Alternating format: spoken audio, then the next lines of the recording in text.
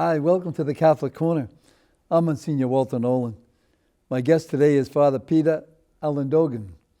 Father Peter is the pastor of St. Charles of Borromeo Church in Cinnamonston, New Jersey. He's also the dean of the Diocese of Trenton Northern Burlington Deanery in December 2012, and in October 2013, I'm the director of the Pontifical Mission Society. Congratulations, Father. They're giving you all kinds of work to do. Father Peter was born August 6, 1965 in Sorsogon in the Philippines. He attended Holy Rosary Seminary, Naga City, Philippines, where he received a Bachelor of Arts degree in philosophy in 1985. With the permission of his diocesan bishop, Father Alindogan was sent to Mount St. Mary Seminary from 1986 to 1990, where he received a Master of Arts degree in moral theology and a Master of Divinity degree. Doing pretty good. Father Alindogan returned to the Philippines for his priestly ordination and then spent the next 11 years serving a number of assignments as an associate pastor of 2 Sorsogon parishes, a philosophy professor in Our Lady of Penafrancia College Seminary, diocesan vice chancellor, and as chaplain of a medical center and an orphanage in Manila. Father Alindogan, and we call him Father PJ, was given the opportunity to further his education and studied canon law. For 3 years, he attended the Pontifical University of Santo Tomas, Manila, where he received a licentiate in the year 2000. Because there would be a minimal opportunity for him to use his canon law experience in his home diocesan tribunal office, and being that there is no divorce in the Philippines, Father Alindogan instead was granted permission by his diocesan bishop and Bishop John M. Smith to return to serve in our diocese, the Diocese of Trenton, which was an opportunity that he accepted with a grateful and generous heart. Father PJ, welcome, and thanks for being here with us today. Thank you, Monsignor. Gosh, you got an extensive background of studies and and doing well with the gift that God gave you. Can you tell me a little bit about your call to the priesthood, and when and how did you know that there was something you wanted to devote your life to? Yeah, I started when I was only 11 years old as an altar server in our home parish, and I just felt the calling to be one of God's priests. And from then on, I asked my parents, whether I could go to the seminary, high school seminary. So I was in the high school seminary for 3 years, then college seminary for 4. And then that's when my bishop stepped in and said, "You're too young to move on," asked me to teach at the local seminary level there. Mm-hmm. And because he has some plans for me to actually come here to the States with his Mount St. Mary Seminary in Emmitsburg. So at the age of 21, I landed in San Francisco, California. And I said to persons to meet me there, I said, "Where's Maryland?" And they said, "It's 6 hours by flight." So, but you thought you were going to walk. I thought so too. But anyway, it is a great thing. You know, I think reviewing back my life and how the good Lord has really called me to the priesthood, it's been a lot of grace and blessing, and His hand is always there. Yeah. So I finished my studies in Maryland in 1990, then went back home to the Philippines, and that's where I served for 11 years. You know, and as you have said, Monsignor, it was also a lot of challenges and tasks, and a great thing. I'm really blessed to be given this gift and privilege to be a priest like you. And how long are you ordained now? I will be completing my 25th year next year, 2015. Goes quick, doesn't it go quick? It does go fast, yeah. But it's always good. Wow. Yeah. Now, are you still connected with your bishop back in the Philippines, or are you incarnated in our diocese? I was incarnated here in 2007. Okay. Yeah, before they named me as pastor of St. Charles. Mm-hmm. So I worked here in 2001 at their matrimonial tribunal in Trenton, while assigned at St. Raphael's in Hamilton. Then after 4 years, the Bishop Smith then assigned me to St. Barnabas in Bayville for 1.5 years. And that's when I got transferred as administrator to St. Charles in Cinnamonston. Well, the gift and the experience that you have is really complex and complete. Mm-hmm.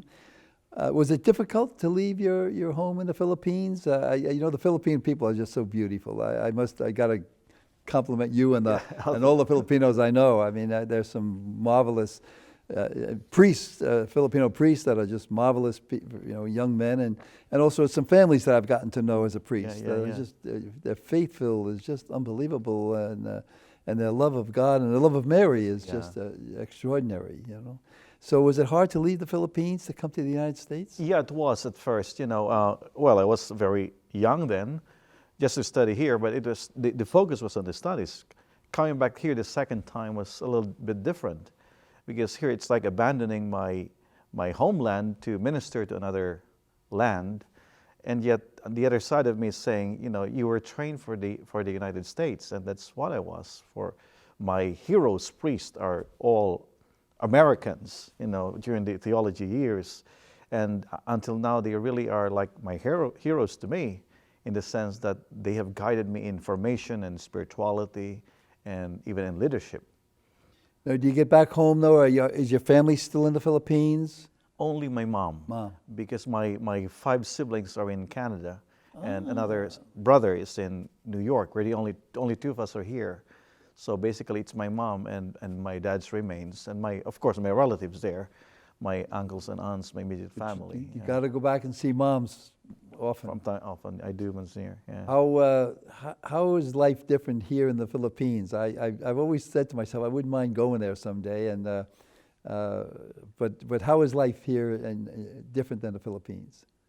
In matters of convenience and safety and security, I think there's a big difference.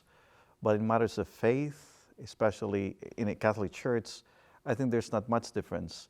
Matters of stewardship, I think time I think we have more time constraint here than the Filipinos back home, because they really devote themselves to a lot. But treasure and talent, I think it's more like the same. The level of faith, I could say comparably the same thing. They have more piety and religious devotions back home. We have things like Santa Cruzan or Misa de Gallo, which we're trying to adapt here in St. Charles, waking up early in the morning. Now, tell us what that is. Like Misa de Gallo is like the Novena Mass before the birthday of Jesus, December 25th. And in the Philippines, they wake up at 3 o'clock in the morning to go to church at 4 o'clock in the morning.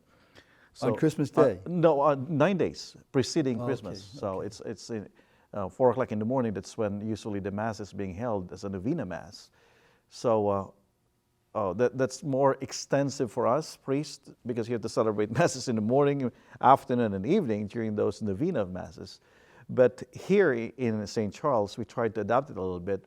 We wake up we have the Mass at 5:30 in the morning. Of course, we wake up earlier than that.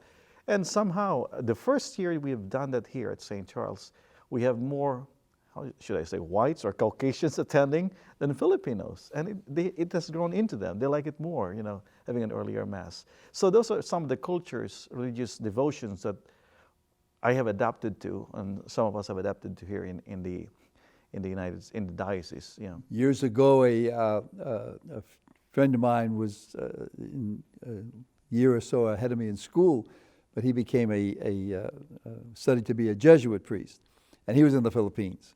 And he told me one time that I guess it was Good Friday, and they had the Station of the Cross through the mountain or something, right. And he said he was carrying this big heavy cross, and when they got all finished, I guess the priest that he was with was a Filipino priest, and he said to him, "Father, when do we have breakfast?" And he said, we don't eat on Good Friday. And he said, maybe you don't eat, but I just mind, And so I can see how some of those traditions were so embedded in their spirituality, which is it's a beautiful the popular thing. devotions. 85% of the Filipinos are Catholics. So literally during Holy Week, everything is a standstill. Nobody goes to work and all this. And like in my younger days, we were listening to religious music the whole day. No one is allowed to do anything on Good Fridays. Wow. And you see a lot of, they have flagellants there. In some provinces, they have people who are being crucified for a promise that they made or a vow. But the popular religiosity are so different in that sense. Yeah. So now you're a pastor. And you're pastor of St. Charles Borromeo, which is a beautiful parish and beautiful people with a nice nice tradition. You know, I remember when I was a young priest and knowing some of the priests that were there then, they were beautiful, beautiful people. And that's down in Cinnaminson, New Jersey. What are your responsibilities as a pastor? I mean, this is, so you've gone in a sense from working parishes in the Philippines, and then doing some canon law work and helping people with annulments or their marriages, and now you're a pastor. It was quite a change, you know. Now that's one big difference between being a pastor here and pastor in the Philippines, because here we have to deal more with legal issues and all this. I'm the secretary of the corporation, so-called, in the parish, and that's a big responsibility. But more so, I think, the duty and responsibility of being a pastor is the spiritual welfare of his parishioners. And at St. Charles, we have about 2,100 families. Well, 20% of those are active, or 25%, but it's more the primary duty that I have as a pastor in taking care of that. As Pope Francis said, you know, the shepherd should smell like the sheep. I think that's one of the oft-quoted quotation right now.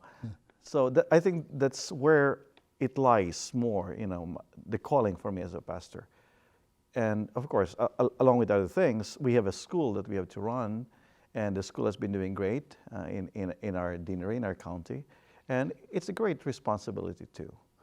It's a beautiful thing, you know, having a school. You know, I know it's more time in a sense, but the young people, to share faith with them and to see their expressions and their joy of growing through the sacraments, and the families, it just brings everybody together in a beautiful way. It is, yeah, it is. Do you spend time in the school? Oh yeah. The good thing is we have Mass at 9 o'clock in the morning.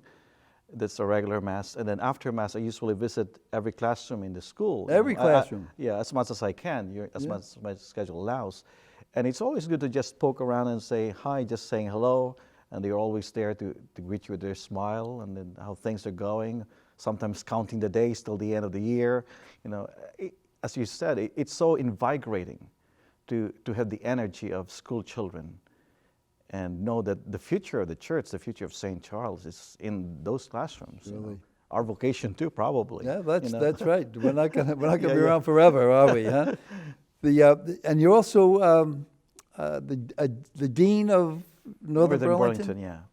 Tell me a little bit about that. There's about 10 parishes under the deanery. There are 4 counties in the diocese.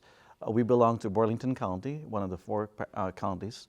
There are only 2 deaneries in that county, Burlington County, which is actually, trivially speaking, is the largest county in New Jersey, the state of New Jersey. Really? Yeah, in terms of area. But there are only 2, the Northern Burlington and Southern Burlington. I belong to the Northern Burlington deanery, and after the death of Father Ryan, unexpectedly, the bishop called me and appointed me as dean, which is to be in charge of these parishes, especially the pastors. Actually, it's more like communication and networking organization with our pastors whenever there are immediate problems or local problems, and trying to decide more on a subsidiarity level before going up, you know. Mm-hmm. So does that take some of your time also? Sometimes, just for meetings, and you know, priests don't have problems, so they usually don't call. And the good thing is the social media has been very much of help, emails and and Facebook. So it's kind of like what's happening in each other's parishes, and the organization structure are already there. So but it's good. It's good for the priests to get together too, socially. Have a meal together once in a while, and it's nice to support each other. That's right. Yeah, it's not just business meeting, more like just breaking bread together. It's the nice thing that people don't realize is just how much we do share with each other and kind of root for each other. That's and right. Yeah. And help each other. Monsignor Tafani was a marvelous priest also, and he was the diocesan director of the Pontifical Mission Society for many years, and Monsignor has gone to God, and I understand the bishop has kind of given you that privilege to share that responsibility of being the director of the Pontifical Missions. What does that job entail? I mean, that's another gift given to you. 26 years, Monsignor Tufani headed the organization. Pontifical Mission Societies, actually. There are 4 arms of it. The Society of the Propagation of the Faith, that's one. The Missionary Childhood Association. the Society of St. Peter and the Missionary Union of Priests and Religious, actually as director, I have to moderate and organize these 4 societies. My focus, I think, when I handle this job is to make people aware of what mission is all about. So it's more mission awareness and education to the different levels of evangelization centers in our diocese, schools, religious educations, even the clergy, because I think we have to wake them up or reinvigorate their sense of vision to what being a missionary is all about. So that's what I see myself as doing that role as director of Pontifical Mission Societies. I knew Monsignor Tufani did this very well, and it's a well-oiled machinery in terms of having different projects every year. We have 2 projects for October during Mission Sunday. One is the Mission Reach Out, wherein different religious missionaries come to our school, to one particular school, and we have this reach out to them, letting them know what the mission is all about. The other one is mission education. But apart from that, the Pontifical Mission Societies is also in charge of what we call the Missionary Cooperation Plan, in which we open our diocese. We have 109 parishes. We open it to different missionaries around the world so that they could talk about their missions, and we in turn, from the Diocese of Trenton, could help them in their missionary work, in what they want to do in evangelizing people or spreading the gospel. So you invite missionaries to come, and what do they do? Speak. On a weekend, or stay for a weekend, that's or something? Right. Yeah, that's right, Monsignor. Yeah, they 250. We receive 250 applications almost every year, and we only grant about 40 missionaries to do that. Dioceses, mission institutes, missionary religious, and some we give one to lay institutes also. So the job a little bit is a little easier for you because they apply to come here, and then you pick the ones that you yeah. want, Yeah. rather than you have to go out and, because I always wondered how we got these missionaries here. Yeah. So that's now you said something about the Society of St. Peter. Society of St. Peter. Tell me about that. That's the other. There was this certain family from France actually who started that, the Society of St. Peter.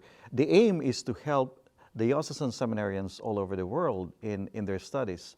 And right now, in fact, they're giving, I think, 700 per seminarian in 11,000 seminaries or something like that, give or take, throughout the world to further their studies, their vocations. And that's one arm of the Pontifical Mission Societies. Because Society of the Propagation of the Faith itself alone is helping 1,150 dioceses around the world. And the United States is actually the big benefactor of all these funds, all these mission funds going to these different societies. Now, is the Society of St. Peter also, can a diocesan priest join that society and go to a mission and still be part of the diocese, or is that something different? So that's something different. If a diocesan priest wants to be a missionary, either he joins the Missionary Union of Priests and Religious, then be a part of the missions. That's something different. Because the Society of St. Peter is just focused on the seminarians who would like to become priests, and that's where our help goes in. Now, I understand, I know Monsignor Tufani used to travel a little bit. Have you put the traveling hat on? Have you made some trips to other missionary places? Yeah, I just did one last February, Monsignor. I went to Papua New Guinea. And the purpose of these trips actually is to assess the needs of our missionary brothers and sisters. Because if you grant one project to one of our missionary cooperation plans, like all those who came here, then at least there's some kind of like a check and balance on what's happening with the generosity of the people from the diocese, what happened to the money we sent you. So those are the purposes of the trip. Every year, for the past 26 years, Monsignor Tufani has done all those missionary trips to different areas, actually to assess the needs and how we could be of better help to them. So that's why you went to New Guinea? Papua New Guinea, yeah. And where is this? Is this these are places that when you save stamps as a kid, you kind of see these things. But tell us a little about where it is and what was your experience there. But my reason for Papua New Guinea was that the bishop of Alutau, that's the diocese there in the southernmost part of Papua New Guinea, was here about 2 years ago in our diocese to talk about the missions. So I asked him whether he could host me for a mission trip there. Papua New Guinea is in Oceania, and we always talk about the missions in Africa or South America. I think nobody has planned to go to Oceania because they think of New Zealand and Australia, which are developed countries. Well, Papua New Guinea is one of those, unforgotten countries in the world, and even it's only 18% Catholics in that whole population.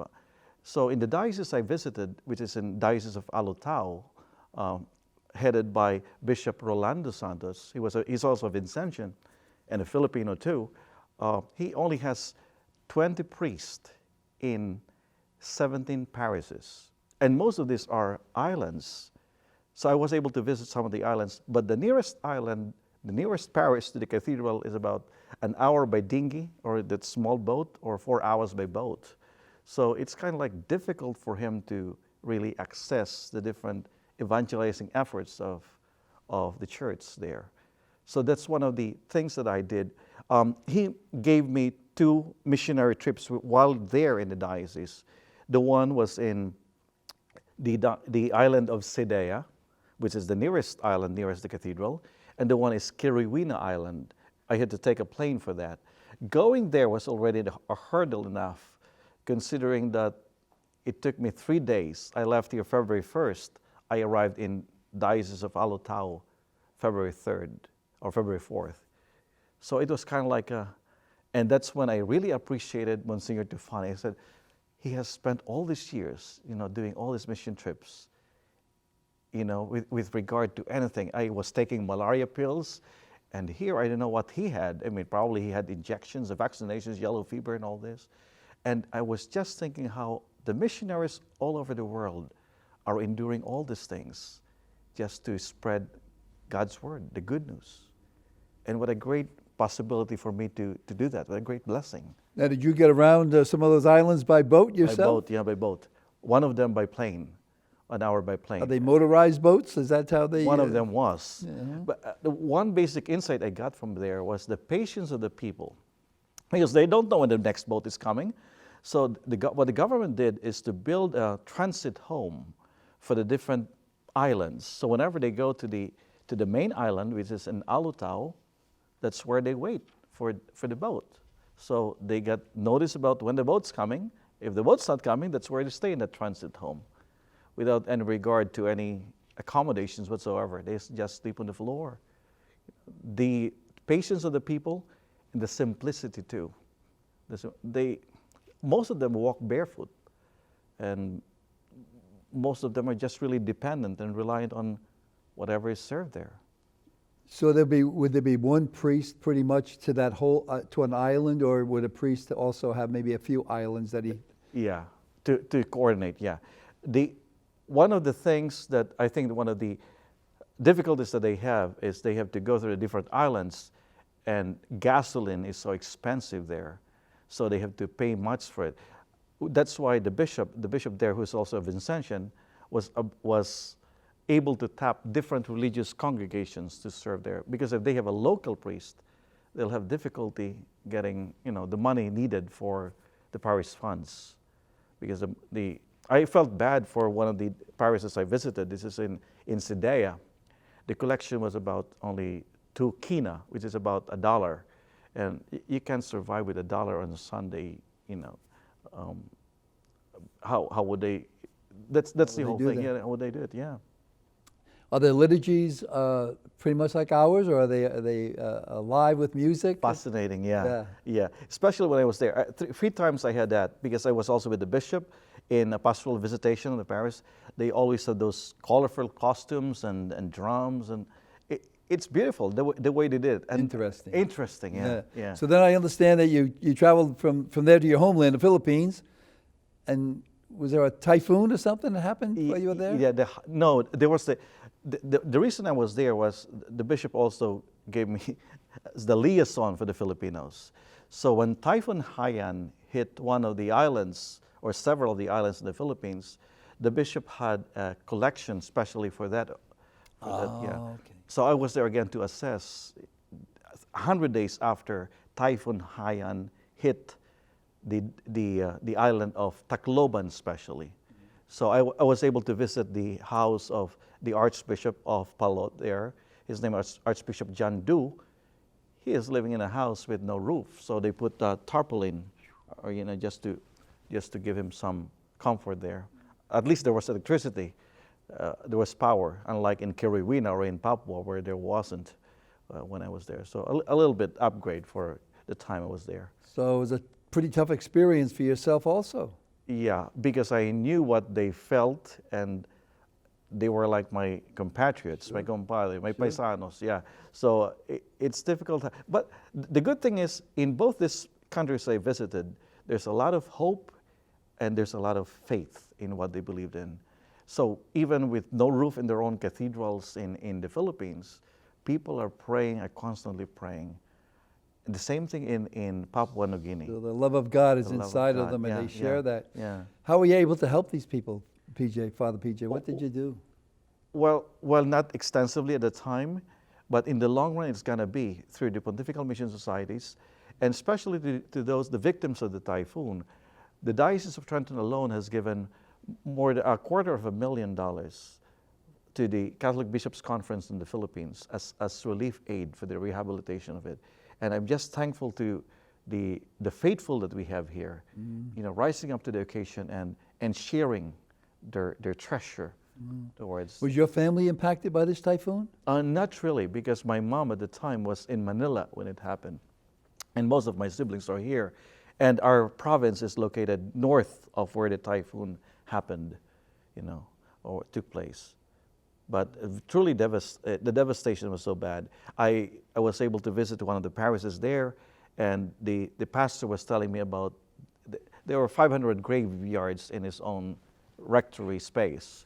That's where they buried the bodies. What are some of your hopes and dreams for the future, for yourself or as a priest? For me, I really would like to share the same kind of peace and happiness I feel as a priest, because right now we have somebody applying from St. Charles to go to the Jesuits, which is good, but sure.